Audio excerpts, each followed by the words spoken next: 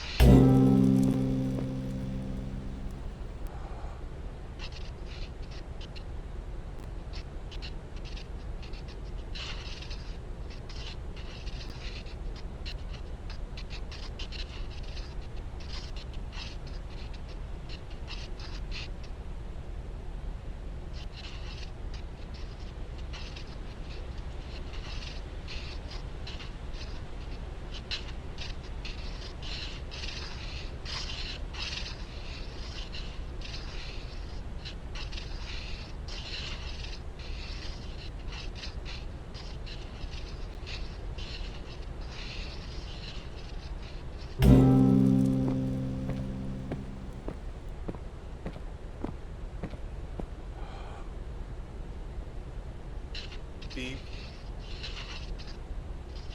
Beep. Beep. Beep. Beep. You're right there. I mean, beep.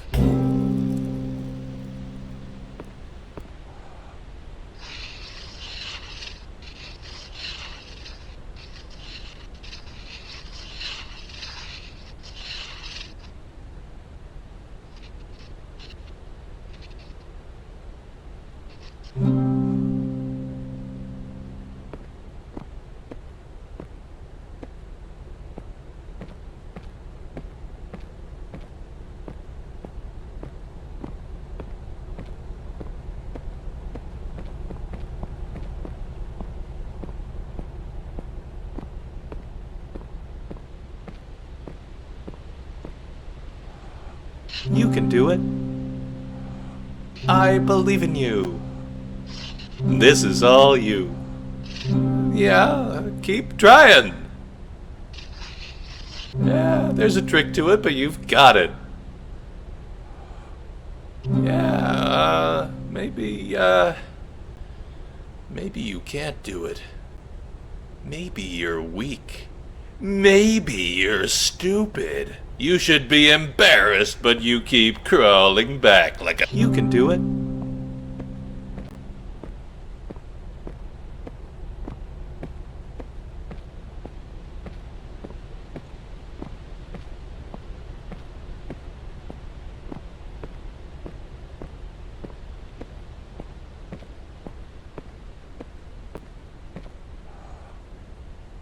Kubla Khan received an ornate letter signed by Marco Polo. In Madrid, city of lost things, no item remains where it was sent. If one drops his key in the dirt, he may never re-enter his home, and even if he manages to stoop and recover the key, he may rise to find a tulip garden where his house once stood. In complementary fashion, things lost by others are forever turning up. A pocket watch on a coffee table, a fond memory in your recollection. I even know of a prince who turned up in a prison cell. When he appealed to the guards for his release, he failed to find the crown on his head, and when he was asked his name, he searched his thoughts, but could not find it.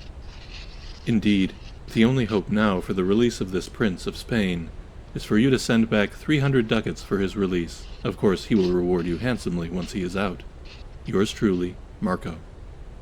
Kubla Khan cocked an eyebrow and declared before his court, "Hey everyone, looks like we're about..."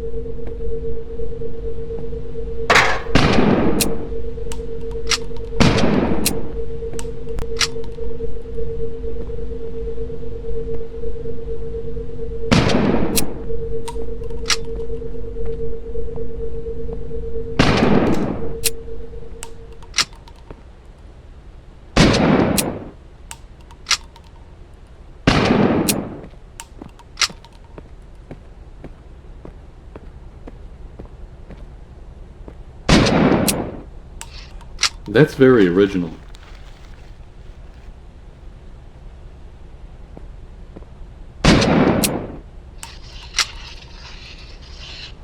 Now you have too many loops.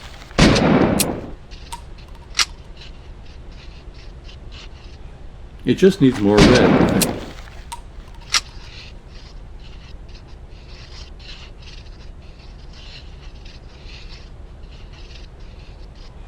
Having paint at the edge of the canvas makes you look desperate.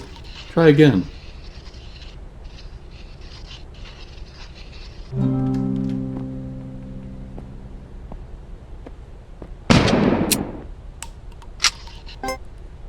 Imagine gravity is fractal, because light is just a wave and gravity is just a wave. So imagine there's a big piece of glass that splits up gravity like a prism, so that there's like blue gravity and yellow gravity, and then somebody gets hit by the red gravity, and it makes them super heavy, so they have super strength, but they're also really slow. And another guy gets hit by microwave gravity, so he's trying to zap everybody, and just when he's about to zap the main guy, we see a lady come out, and she turns out to be Ultraviolet Girl, and she has super speed, so she beats him. And it, also gave her giant cans. Thomas Pynchon, Gravity's Rainbow.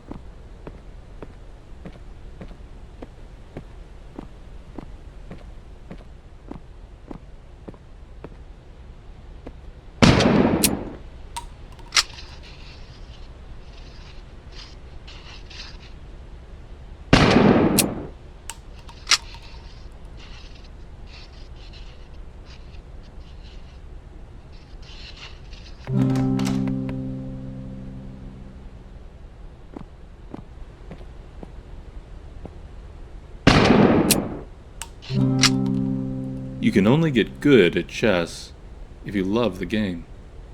Grandmaster Bobby Fischer. I hate chess. I hate chess. I hate chess. World Champion Bobby Fischer. Not only is the novice unable to perceive the board as the master does, but the master cannot perceive the board as the novice does. A master cannot see the bishop on e3 as a chunk of dead wood, any more than you can look at your best friend's face and see a meaningless matrix of colors and shapes. The master once saw the board like this, but now there is no going back. International Master Stuart Rachel's The Reviled Art.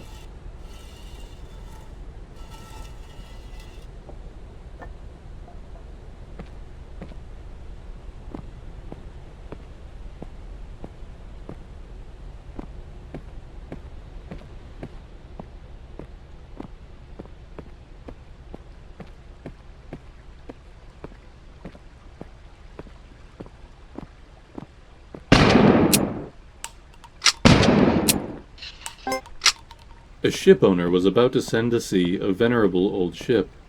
He knew that her barnacled hull, however, had often needed repairs, and doubts were suggested to him that possibly she was not seaworthy. The conscientious old captain thought at once to have her thoroughly refitted, even though it should put him at great expense. Before the ship sailed, however, he managed to stifle these bothersome misgivings, and said to himself that she had gone safely through so many voyages that it was idle to suppose that this one should be any different. He put his trust in Providence, and banished from his mind all ungenerous suspicions about the honesty of the ship's builders, and in such ways he acquired a sincere and comfortable conviction that his vessel was altogether safe and seaworthy. He watched her departure with a light heart, encouraging the crew to dream of the profits that this voyage would return. And he got his insurance money when she went down in mid-ocean and told no tales. What shall we say of him? Surely this, that his belief in the safety of his ship was justified because it was grounded in repeated practical experimentation rather than the hubris of rationalistic a priori belief. It is admitted that he put his confidence in the builders of this vessel, but even this confidence was misplaced, for these were the selfsame charlatans who sought to sell him gratuitous repairs later on, and Big Ship is always trying to get one over on the little guy. Further, we may see that the ship is religion, and the shipwright is Richard Dawkins, The crewmates are empiricism and the barnacles are Neoplatonism. And the captain of that ship was Albert Einstein. What the hell was I talking about?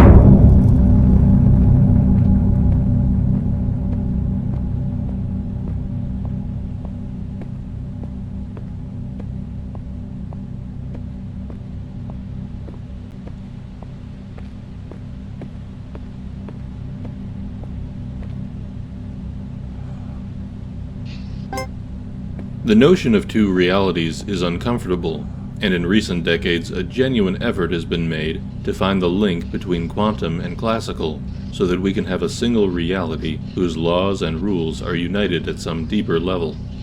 This brings us back to prayers. Let's say that a prayer is a classical event, or feels like one. You, a unique individual, have a particular request, which you voice in words that no one else is speaking at that instant. What if this classical event gets processed at a non-local level? The notion isn't far-fetched, because it seems that the mind-body link does consist of fluctuations at the quantum level. If this is so, then any thought, not just a prayer, has quantum implications. Deepak Chopra, A Spiritual Mystery. Does God Listen to Prayers? Part 2.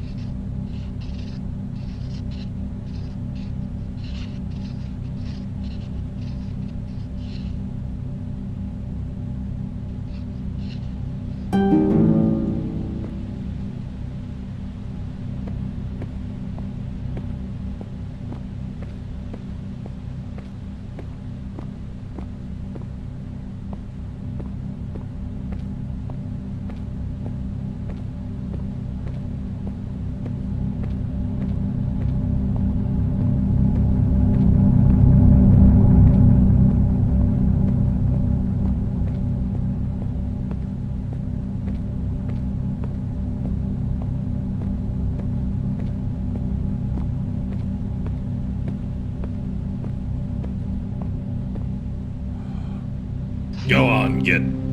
Don't look at me. Can you hear me? I'm nothing but a rusty chunk of steel. You don't want nothing to do with me. All right. I'll tell you my story.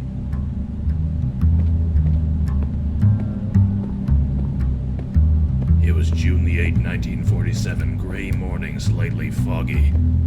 I had my own practice then, and I was living higher than a cosmonaut on a stepladder. My hints were subtle too, real subtle. Back then, they said good old hint button. His hints could steal the tail off a weasel. Then they tossed me in the can. Know what, no, why, know how. Those were the mean times, when all the common sense in the world won't make a nickel to buy you a black coffee. I used rope to tie my pants, and pants to tie my shoes. I made do the way a man does, until one day, after stealing the socks off the fireplace, I caught my own look in a puddle of bootleg rye and realized I had to do what I'd never done before. I gave myself a hint. So that's me. I was nothing but a downtown crumb who dreamed of being a whole sandwich. Now I'm just another sloppy Joe. Come back when you got something.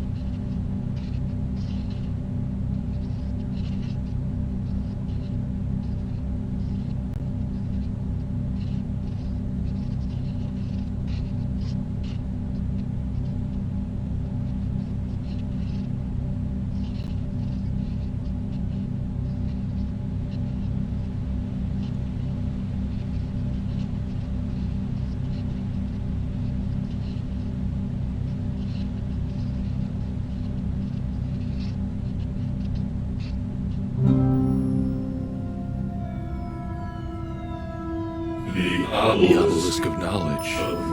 The obelisk of knowledge. Schilan Wixelbite. The stones. What's the stones of reflection? Oh wait, it's a giant cow.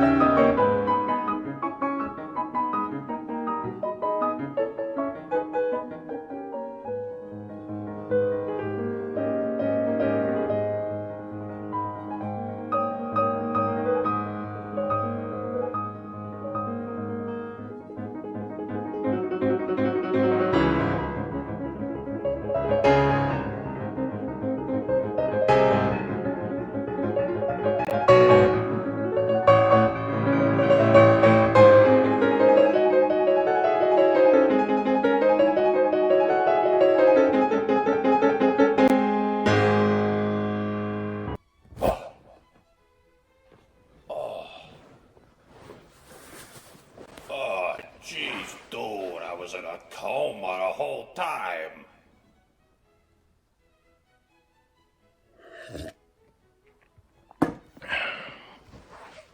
Whoever did this has gotta be some kind of whiz with the computers.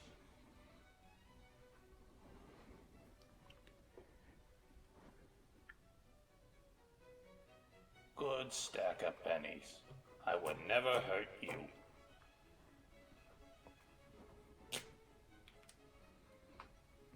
Let's see. Easy one.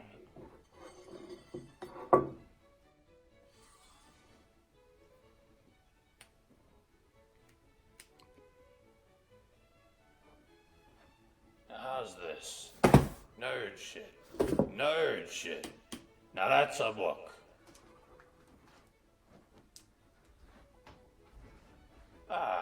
One more puzzle before retirement.